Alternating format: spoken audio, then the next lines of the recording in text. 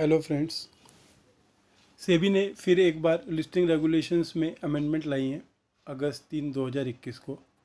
अगर आपने ये अमेंडमेंट्स पढ़ लिए हैं तो बहुत अच्छी बात है। अगर आप किसी भी कारणवश ये पढ़ना भूल गए हैं या छूट गया है या आपके पास टाइम नहीं है तो प्लीज़ इस वीडियो को देखें और आपको 10 या 15 मिनट में ये सब अमेंडमेंट्स मैं आपको सरल भाषा में समझा दूंगा।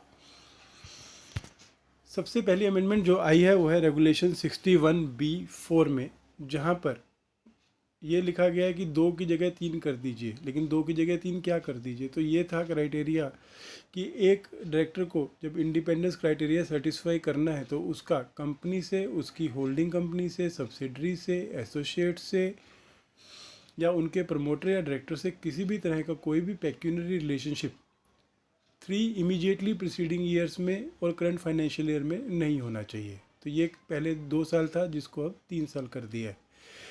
एक्सप्लेनेशन के लिए, अगर मुझे आज फाइनेंशियल ईयर 2021-22 में ये टेस्ट करना है कि मैं इंडिपेंडेंस क्राइटेरिया सेटिस्फाई कर रहा हूँ कि नहीं, तो मेरा 18-19 से लेके 2021-22 तक कंपनी से, उसकी holding, subsidiary, associate, promoter, director से किसी भी तरह का कोई भी पेक्यूनरी रिलेशनशिप नहीं होना चाहिए।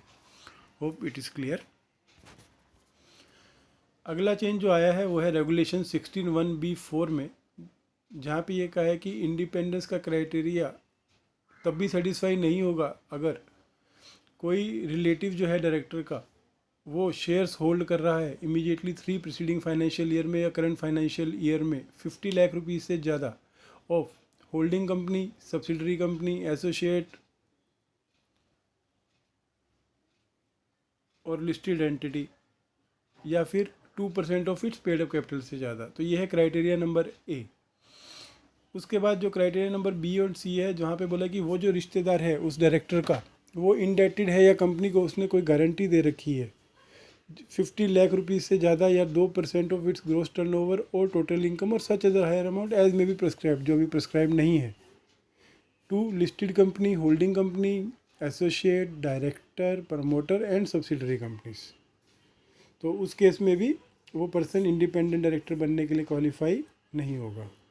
डी को में बोलता है, अगर उस रिलेटिव का कोई भी पेक्यूनरी रिलेशनशिप है कंपनी के साथ, उसकी होल्डिंग कंपनी के साथ, सब्सिडरी के साथ, एसोसिएट का 2% or more of its gross turnover or total income, तब भी वो पर्सन इंडिपेंडेंट डायरेक्टर बनने के लिए एलिजिबल नहीं होगा।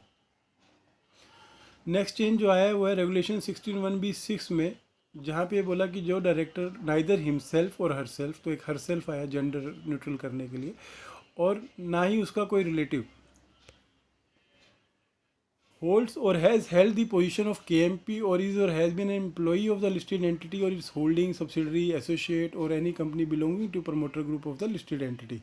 तो यहाँ पे जो रेड में है वो नया एडिशन है कि लिस्टेड कंपनी, होल्डिंग, सब्सिडरी या एसोसिएट में KMP की पोजीशन या एम्प्लॉई के साथ साथ अगर वो प्रमोटर ग्रुप में भी कभी एम्प्लॉई था in any of the 3 financial year preceding the financial year in which proposal to be appointed. तो अगर हम 21-22 में अगर किसी को अपॉइंट करना चाह रहे हैं और वो पर्सन हमारी कंपनी के साथ, होल्डिंग के साथ, सब्सिडरी, एसोसिएट या हमारे किसी प्रमोटर ग्रुप कंपनी के साथ KMP था या एम्प्लॉई था, तो वो पर्सन एलिजिबल नहीं होगा। यहाँ पे अब एक नया प्रोविज़ो भी आया कि ये जो क्राइटेरिया है उसमें अगर ये रिलेटिव है जो KMP नहीं, खाली एम्प्लॉई था, तो उसको ये एम्प्लॉयमेंट का रिस्ट्रिक्शंस नहीं एप्लीकेबल होंगी। तो यहाँ पर जो बेसिकली चेंज आया, एक प्रमोटर ग्रुप कंपनियाँ जो हैं उनको भी इस लिस्ट में इंक्लूड किया गया कि वहाँ पे भी आपको एम्प्लॉई हो या आप KMP हो, और दूसरा रिलेटिव्स को एग्जम्पशन दी गई अगर वो KMP नहीं है और खाली एम्प्लॉयज़ ही थे और वो इंडिपेंडेंट डायरेक्टर बनने वाले हैं। अगला चेंज जो आया रेगुलेशन 17(1)(c) में, यहाँ पे उन्होंने बोला listed entity shall ensure that approval of share holder for appointment of person on the board at the next AGM or within a period of 3 months from the date of appointment whichever is earlier. अब इसको मैं बोलने की जगह समझाता हूँ कि अगर आज एक बोर्ड ऑफ डायरेक्टर ने एक एडिशनल डायरेक्टर अपॉइंट किया तो जनरल जो कंपनीज एक्ट में अनलिस्टेड कंपनियों के केस में एप्लीकेबल है कि वो पर्सन अगली AGM तक होल्ड करेगा। अगर सपोज 30 सितंबर को AGM हुई और हमने 1 अक्टूबर को अपॉइंट किया तो technically that person can hold office without share holder approval till next year. लेकिन लिस्टेड कंपनियों के केस में इस अमेंडमेंट के साथ अब उनको with in 3 months of such appointment और नेक्स्ट जनरल मीटिंग, एजीएम नहीं, जनरल मीटिंग, जो भी दोनों में से जल्दी है उसके अंदर आपको लेना पड़ेगा। तो नीचे दो एग्जांपल दिए हैं। अगर आज अगस्त 5-21 को कोई डायरेक्टर को बोर्ड ने अपॉइंट कर दिया और अगली मीटिंग हमारी सितंबर 30 में हो रही है, तो डेफिनेटली एजीएम पहले हो रही है 3 महीने से, तो हमें सितंबर 30 में उसको अपॉइंट करना पड़ेगा। वहीं अगर यही एडिशनल डायरेक्टर से 1 अक्टूबर को अपॉइंट हुआ तो टेक्निकली वो नए अगले साल होना चाहिए था सितंबर 30-22 तक, लेकिन इस अमेंडमेंट के कारण अब हमको दिसंबर 31, that mean 3 months of appointment के उसका शेयर होल्डर से अप्रूवल लेना कंपलसरी है। तो इन दैट केस हमको एक जनरल मीटिंग बुलानी पड़ेगी या पोस्टल बैलेट से ये काम करना पड़ेगा।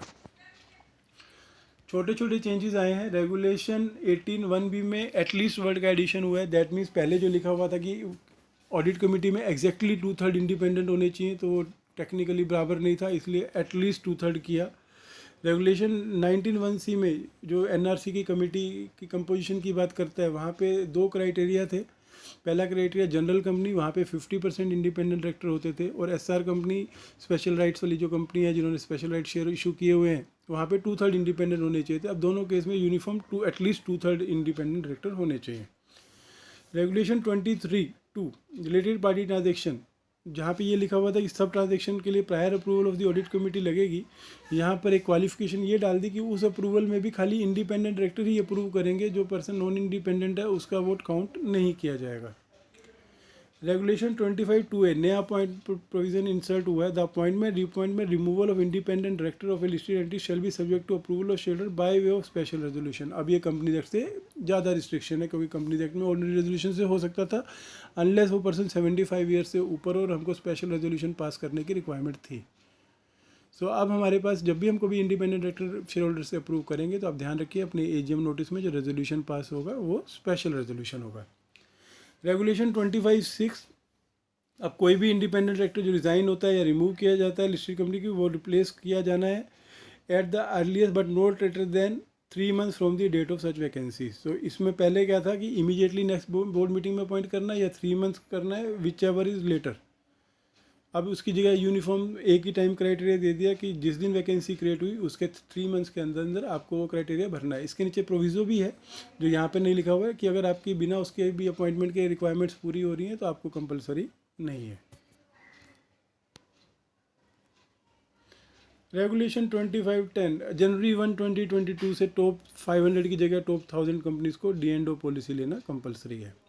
रेगुलेशन 25(11) न्यू रेगुलेशन इंसर्ट हुआ है जो ये बोल रहा है कि no independent director who resign from a shall be appointed as executive और whole time director on the board of the company holding subsidiary associate or on the board of the company belonging to promoter group unless a period of 1 year has elapsed from the date of resignation as an independent director। तो ये concept था कि अभी आज आपके यहाँ पे independent director है, आप बोलते हो किसी प्रमोटर से एसोसिएटेड नहीं है, पूरा क्राइटेरिया स्पेसिफाई कर रहा है, और उसको रिजाइन करके आप कंपनी का एग्जीक्यूटिव डायरेक्टर या होल टाइम डायरेक्टर बना दो, तो ये अब अलाउ नहीं हुआ। अब उसके लिए कम से कम 1 ईयर का कूलिंग पीरियड होना चाहिए, तभी आप किसी को एग्जीक्यूटिव डायरेक्टर बना सकते हो अपनी लिस्टेड कंपनी में, होल्डिंग सब्सिडरी एसोसिएट में, या फिर प्रमोटर ग्रुप की कंपनियों में।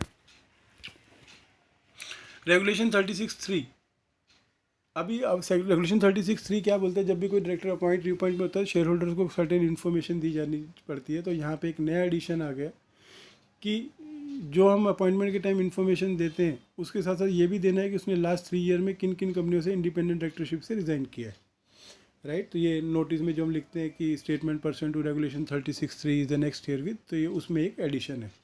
तो इसके बाद आप जब कोई भी नोटिस इशू करें तो प्लीज़ इस प्रोविज़न का ध्यान दें। In case of independent directors, the skill and the capability required for the role and the manner in which the proposed person meets such requirement।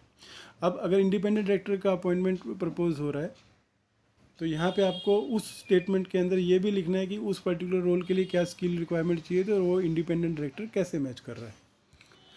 So technically skill matching का concept है जो आपको अभी notice में देना पड़ेगा।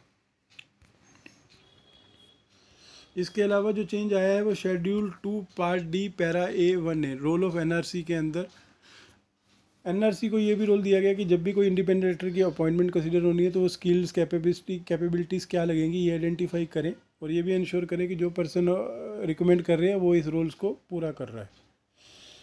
उसके लिए कमेटी को ये पावर दी गई है कि वो एक्सटर्नल एजेंसी को यूज़ कर सकती है, candidate from backgrounds having regard to diversity and consider the time commitment of the candidate.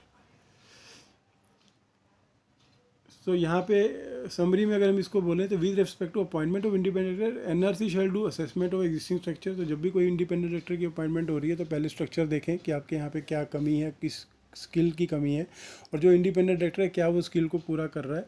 ये रोल ऑफ एनआरसी में आ गया है। तो अगर इसके लिए आपको, अगर आप अपनी एनआरसी के रोल्स को बोर्ड से अप्रूव कराते हैं तो आने वाली बोर्ड मीटिंग में एनआरसी का रोल चेंज कराइए। Schedule 3 part A, part A 7B, ये है जो इन्फॉर्मेशन स्टॉक एक्सचेंज को देनी पड़ती है। तो वहाँ पे अभी तक जो ये था कि जब भी कोई इंडिपेंडेंट डायरेक्टर रिज़ाइन करता है तो हमें सिर्फ उनके रीज़न देने थे, अब उसके साथ उसका लेटर ऑफ रेजिग्नेशन देना भी कंपलसरी हो गया। फिर ये जो चीज़ें कट की गई हैं वो बेसिकली क्लैरिफिकेटरी है, क्योंकि ऊपर की लाइन में वो सब मीनिंग आ रहे हैं, तो ये एक्स्ट्रा वर्ड से जो इन्होंने डिलीट किए हैं। उसके अलावा जब वो आदमी रिज़ाइन कर रहा है तो उसमें ये भी देना है कि जिस दिन वो रिज़ाइन कर रहा है वो और कौन कौन सी कंपनियों में डायरेक्टरशिप होल्ड कर रहा है, किस टाइप की कैटेगरी है और कौन कौन सी कमिटीज़ में बोर्ड मेंबर है। तो अगर यहाँ पे हमारा रोल क्या आया, अगर हमारे पास कोई रेजिग्नेशन आता है तो उसके साथ हमको ये डिटेल्स भी मांगनी पड़ेंगी उस इंडिपेंडेंट डायरेक्टर से।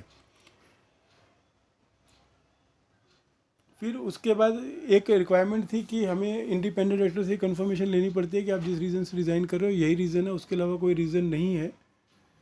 तो ये डिस्क्लोज़र जो है वो अब आपको स्टॉक एक्सचेंज को करना है। तो ये बेसिकली रेगुलेशन 36 के हिसाब से चेंज है। तो ये जो अमेंडमेंट्स आई हैं ये बेसिकली इतनी ही अमेंडमेंट्स हैं। अगर इसमें कोई भी डाउट है तो आप मुझको फ़ोन करें राइट मूव एकेडमी पे 9820255196 पे। Thank you.